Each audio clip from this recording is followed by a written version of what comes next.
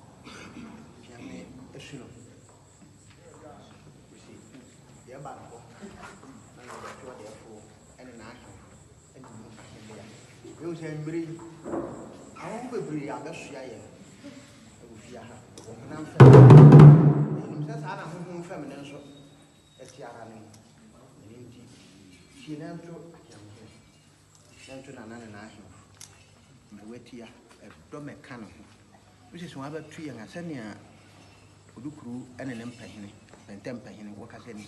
So one should happen to hang a bee. What who one I send him. I feed it, I'm an Akundu her when you want it.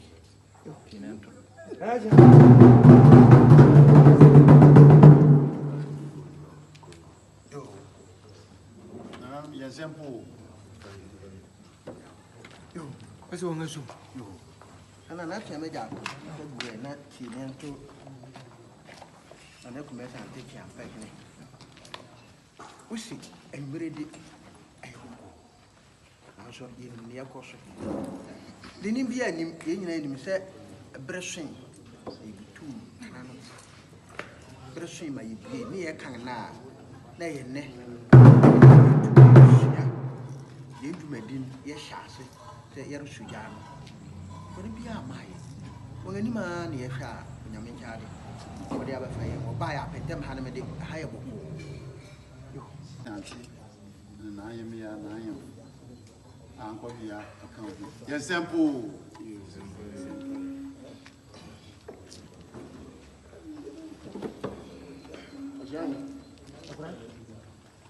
Mana to me, Miss Umidi.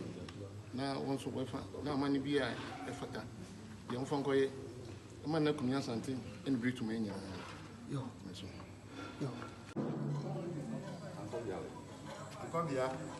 Ankobea.